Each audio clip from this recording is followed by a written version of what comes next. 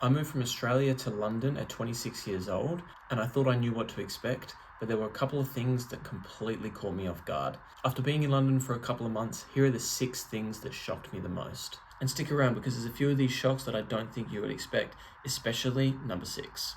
I was told by everyone that London is really expensive and it's got a high cost of living, and that is true. But what shocked me was that groceries are actually cheaper here than at home. I thought that grocery prices were going to be crazy. I thought the cost of living was going to be through the roof across the board. And yes, look, rent is very high, but groceries are one of the things that if you're smart and if you're savvy, and if you shop around a little bit, they're actually quite affordable. I remember being in Aldi and doing the conversion and realizing these are actually not that bad. And a shop for me and my girlfriend was actually only about 60, 70 or 80 pounds, which honestly is cheaper than what we would be paying in Australia. And it was the first moment I thought, you know what? I actually think we could do this, and I think we could be successful in this move. But rent though, we don't need to talk about that. Shock number 2 was that my routine completely went out the window. So in Australia, I had a pretty good structure, I had a good routine. I knew what I was doing. It was gym or a run before work. It was go to work, drink from the same coffee place every morning. I was happy and it was working really well.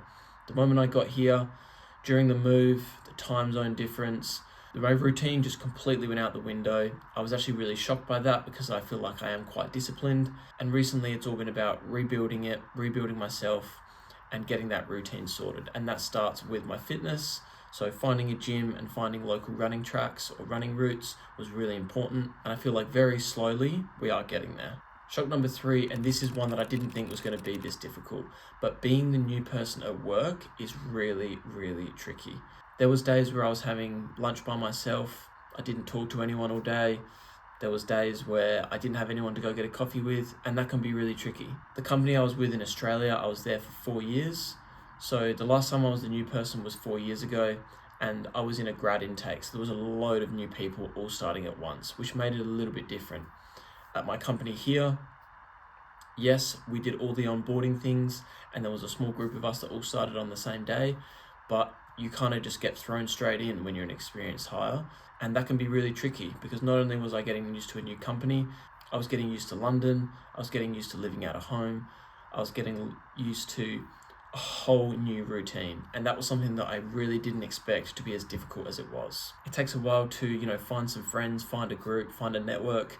But after a couple of months, I've found my people. I've got a good little group of friends at work and it's starting to get a lot easier.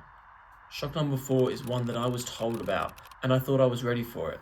But the fact that it gets dark here really early is very, very hard to get used to. When it's dark, my brain switches into wind down mode and get into bed mode. So when that's happening at 4:30, my brain was just all over the place. When I first started work, it was January and I was leaving the office at 5 o'clock and it was completely dark.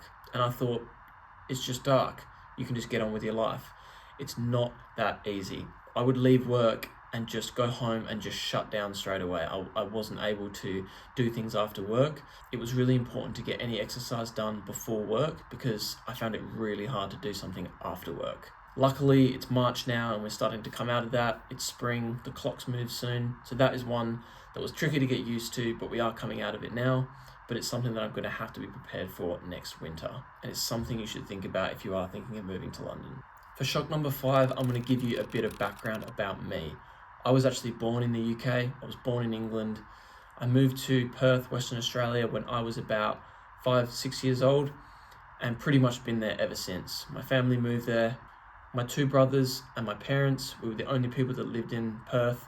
We had no family there. So coming back to the UK to live and work in London, I have reconnected with some of my extended family, but my immediate family, the people that I grew up with and I was so close to, I miss them a lot and it's really hard. And I don't think I realized how much I was going to miss them and how much they really mean to me. But now that they're not here, I'm finding it really hard. And it's not the fact that you don't live with them, it's the little moments that you miss, the walking past them in the corridor in the house, it's the cooking breakfast together, it's having dinner together, it's just existing in the same space.